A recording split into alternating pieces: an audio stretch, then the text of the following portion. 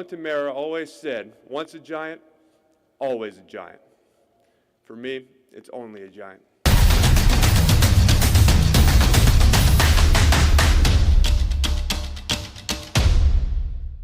Giants fans, welcome back to another episode of Only a Giant.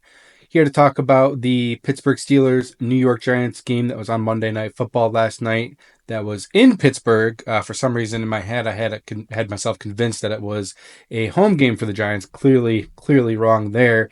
Uh, anyway, Giants lose 18-26. Steelers finish up after this week 6-2, going into their bye week, I believe. And the Giants continue limping forward at 2-6. Schedule moving forward, we do have the Washington Commanders next week. I believe it's a 1:00 game. And then we play the Carolina Panthers in Germany, which should be interesting. That's a 9:00 game, I believe.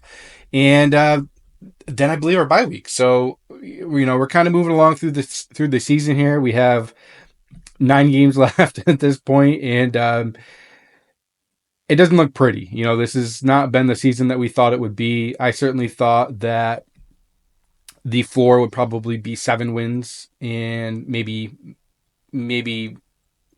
7 wins would be the floor. Excuse me, and the most that we'd get was 10.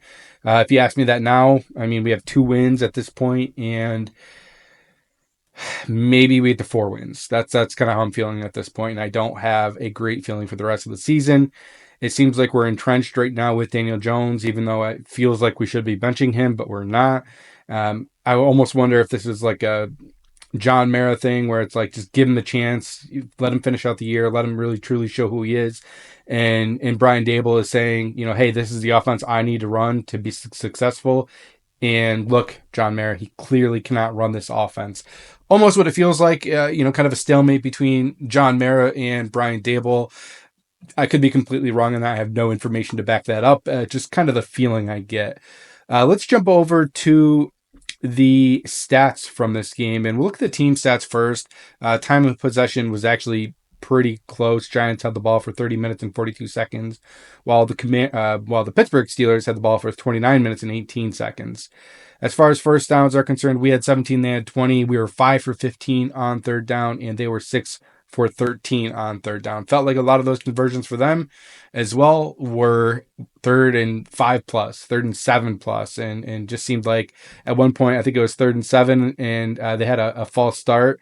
And I was like, don't worry, they did that just because they know they can convert a 3rd and longer against us at a better rate than they can the 3rd and a little bit shorter. And sure enough, they they converted it. So, other than that, total net yards, Giants were at 394 yards compared to the Steelers' 426.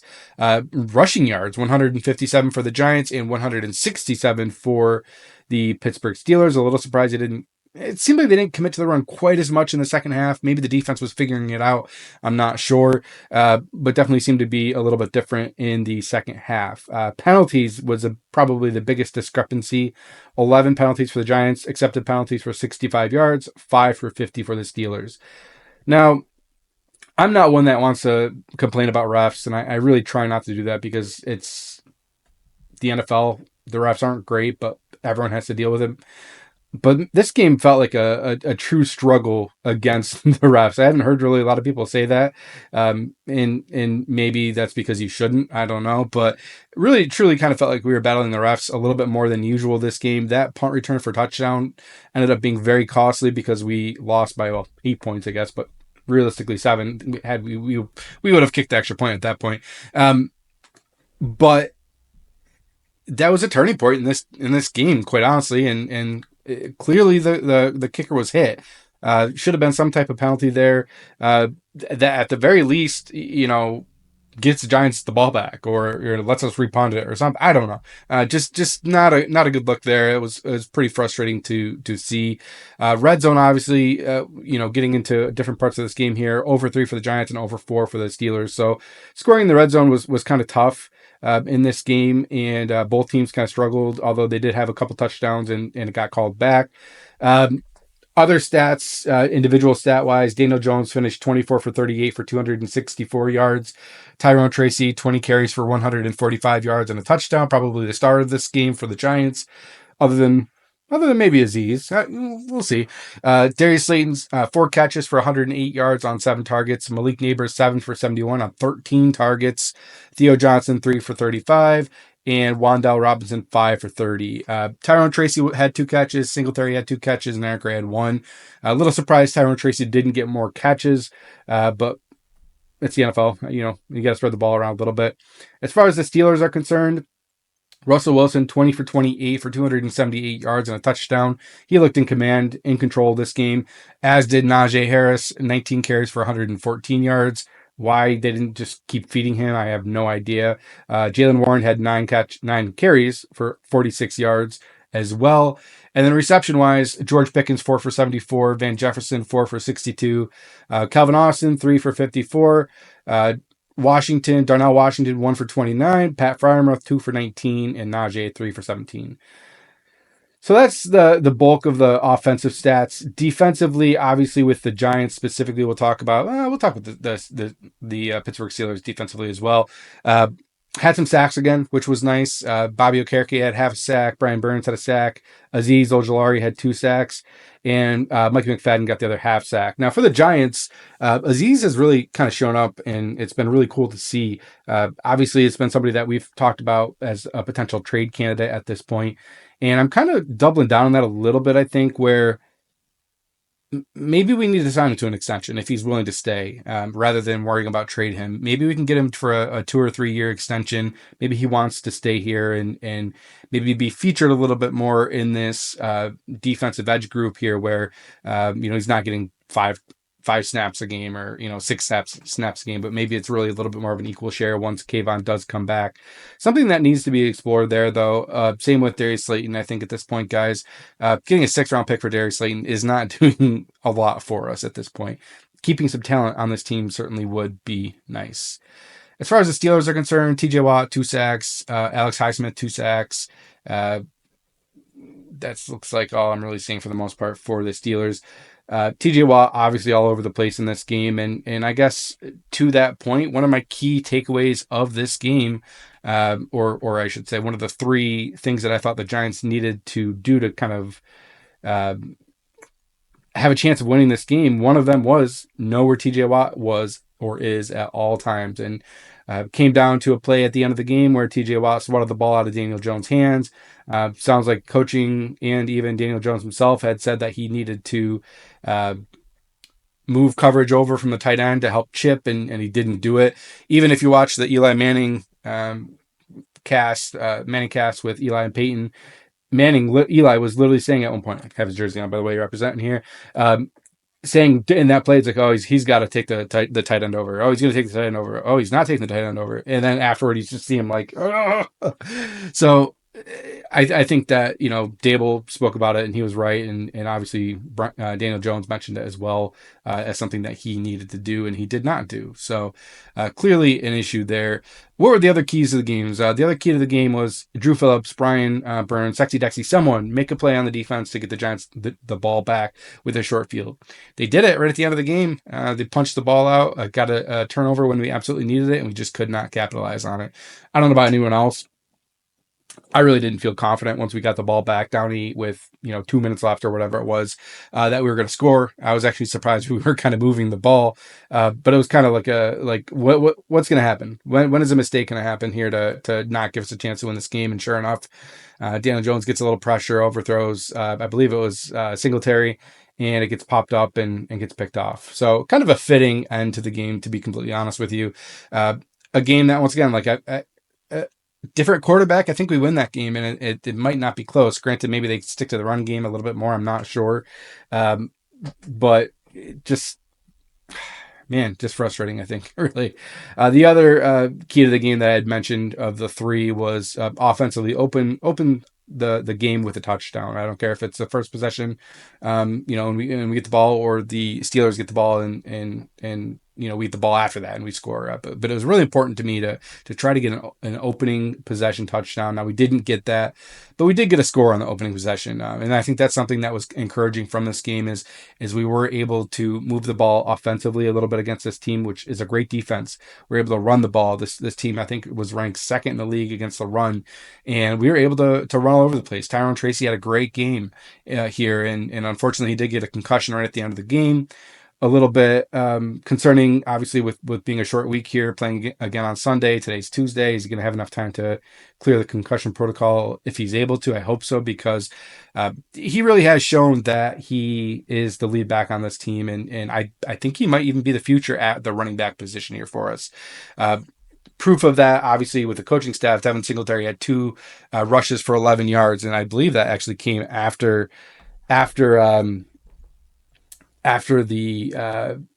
injury to Tracy. So definitely good to see there with Tyrone Tracy. What else offensively, guys? I mean, Daniel Jones, I guess, is obviously a topic for discussion. Throwing balls late to Darius Slayton, late to Malik Neighbors. At one point, one of the drops that Malik Neighbors had, it was kind of like a little slant where he kind of came in, and the ball just so late that he's kind of like stopping his route to try to make sure he catches the ball and he drops it. So, yeah, that's a drop on Malik Neighbors, but at the same time, you lead him, he may have gotten 20 yards there or more. So Daniel Jones, just another performance that you kind of expect, at this point. It's I want to say it's comical, but it's comical in a sad way that, you just throw your hands up and say, what are you going to do? Offensively, other than that, I think Theo Johnson had a couple of nice catches. I think one may have been called back as well. Penalties are really probably the story of this game. The offensive line wasn't great, but this was kind of a tough front to go against, throwing Hubbard in there as well at left tackle. While the numbers didn't look good, he wasn't. I still think he was better than Josh Azudu. Off of a week of practice, splitting first team reps, just coming back, coming off an injury too, I believe, from last year. So I think let him settle in a little bit. I think he deserves a look there still over Azudu, and I hope they give that to him. Unless something happens where they move Illuminar over and let Evan Neal take over right tackle. Maybe they do that at some point. If it proves not doable, I don't know. What else, guys? What else? Offensively, 18 points. Not going to get the job done, but better than what we've seen the last couple of weeks. That's not saying much, but that's the world that we're living in right now as a Giants fan. I do unfortunately expect Daniel Jones to start next week against the Commanders. We'll see what happens there moving forward. At some point, you got to assume that a change is going to be made, but I guess we'll see. Defensively, probably the story of the game is Deonte Banks getting benched, and kind of a little bit weird to me. I went back and looked, and I think I saw somebody else say it on Twitter too. The effort looked to be there. It didn't seem like it was an effort thing. I believe it was the first or second drive when Russell Wilson threw the ball into the end zone, had a guy wide open, and he thought the guy was going to sit a little bit. I think it was Van Jefferson. He thought the guy was going to sit, and he kind of kept going a little bit. If you watch that play again, Deonte Banks like crashed down on who the linebacker was covering, and then I was like, oh, and like kind of tried getting back. And at that point as well, I think it was Tyler Newman was like, dude, what are you doing? Get in your zone. And I wonder if it has more to do with that, like not knowing your assignments, not knowing where you should be, along with kind of some boneheaded plays and diving at feed and maybe a little bit lack of effort somewhere in there mixed in. And maybe it's a message. Hey, like you need to know your plays. You need to give your effort all the time. The cornerback that came in that we picked up off the street played pretty well, I thought, for the most part, which was kind of encouraging, I think, because we were so decimated at the cornerback position. What else? Azeez Ojulari, 2 sacks, like I mentioned. I think I kind of already mentioned my take on him and what I think we might need to do with him rather than trading him. I think maybe double down and try to get the guy signed to an extension if we can, if it's feasible. I know the injuries have always been an issue with him, but it's something that has to at least be explored, I think, at this point. Tyler Newman seemed to be flying all over the place. Bobby Okereke, same. Seemed like he missed some tackles here and there, but at the same time, nobody played great on the defense, I don't think. I think the defense did just enough again. I mean, realistically, they give up what 19 points, I think, with taking the punt return for a touchdown off the table here. So they did enough to get the team a win. The offense just doesn't bail the defense out ever. It's the defense that's always bailing the offense out, not the other way around. So uh, something that is par for the course probably at this point. I think Dexter Lawrence was pretty frustrated. You can see it on the sideline yelling at the secondary a couple times. Um, he played great. I mean, he gets doubled a lot. I don't think he had any sacks or anything, but a lot of pressures. I believe put some guys on their butts a couple of times as well, which was always fun to see. Brian Burns seemed to be flying around as well. Um, it's tough, it's so tough. It's unfair for the defense to think that they seem to be putting up pretty good performances, other than against the run. And I don't even know why I've glossed over this a little bit, but had the Pittsburgh Steelers committed to the run and kept running the ball, there was no way that we were going to come back in this game. They were running at will against us. Maybe they towards the red zone. They for some reason it seemed like they felt like they had to pass the ball. Maybe we're tightening up a little bit in the red zone on defense against the run. I don't know. Um, I don't know why they didn't just continually ram the ball down our throats, though. Tough day to be a Giants fan, especially on Monday Night Football. But it was at least encouraging to a point that it was a game. This wasn't a complete blowout, um, which still is sad to say as a Giants fan. At this point, at least the one thing that we can kind of hold our head on is the 2023 draft class that we just drafted, 24 or whatever, and the class looks real good. Andrew Phillips, great coverage, gave up a couple receptions this week, I think, but flying all over the field. Tyler Nubin looks good in the safety position. Malik is Malik. Tyrone Tracy, a fifth round steal. Theo Johnson showing sparks as well, able to block, able to catch, seems explosive when he does seem to get the ball. But I think that tight end position as well, and maybe this is why Daniel Jones doesn't target tight ends all that much. I think you need to throw with way more anticipation with the tight end because they're not as quick, they're not as sudden, they don't get open quite as easily sometimes as a Malik Neighbors, as a Darius Slayton. Um, and I think that's something he struggles with, to be completely honest with you. And at least he got him a couple catches here, but I think a better quarterback takes way more advantage of Theo Johnson. I think next year we'll see a little bit more spark out of Theo Johnson and maybe Bellinger. I mean, I think Bellinger should be a little bit more a part of this offense than he is, but it's a little bit tough. You can't have three tight ends. That's a lot. Obviously, Manhurts is in there a lot to block as well. So I guess one other thing I would take a little bit of stock in is at least we hit a downfield throw this week to Darius Slayton, pushed the ball down the field just a tiny bit, not a lot, but more than last week and more than some other times. I do think it's tough with the Malik Neighbors deep ball where it did look like he was interfered with, but what are you going to do at this point? Nothing. It is what it is. So that's a game, guys. Just a smattering of thoughts, I guess, if you will. Not the worst game I've ever seen for the Giants. Definitely not the best game, and I think we're just spiraling out of control at this point. Is there a fix? We got the Commanders next week, and I do feel like we can beat the Commanders. Obviously, we've had a history with them, and being able to beat them. Obviously, it's a new coaching staff, a new quarterback. Jaden Daniels is playing pretty well.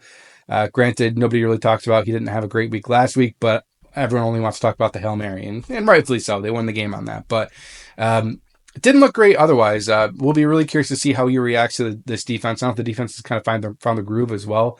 Early in the year, they didn't have a groove. They didn't have an identity, I feel like, when we played them originally. But on the flip side, Jaden Daniels was in a second start and really not comfortable yet. So going to be an interesting matchup next week, guys. We'll talk about that probably Thursday, maybe Friday, but hopefully Thursday we'll get it out, and we'll see if we can maybe squeeze a win out there. And then what's after that, guys? The Germany game, which should be pretty cool, a winnable game, definitely. At that point, maybe if we lose to the Commanders, maybe that's a Drew Lock start game or a Tommy DeVito start game, and you see what happens. We're picking ninth in the draft right now. A lot of teams around us that are just as bad, but there's still 9 games left in the season. So I do believe that that'll all kind of shake out itself. Um, I think this team has a top 10 pick in the future. I think that's what I'm looking at right now. This is the life of a Giants fan. All right, guys. Well, that's all I got for us today. Thanks so much for checking me out. If you could please like and subscribe, I'd really appreciate that. Obviously, maybe I didn't mention this earlier, but I am the host here, Michael Doherty, for Only a Giant. And if you could please, once again, like and subscribe. Thanks, guys. Peace. My mind is set, my grind is set, my heart on ice cold. I'm only here to even a score. Whoa. My mind is set, my grind is set, my heart on ice cold. We down right now, but did it before. Whoa. See from here we going up, made the call, I shown up.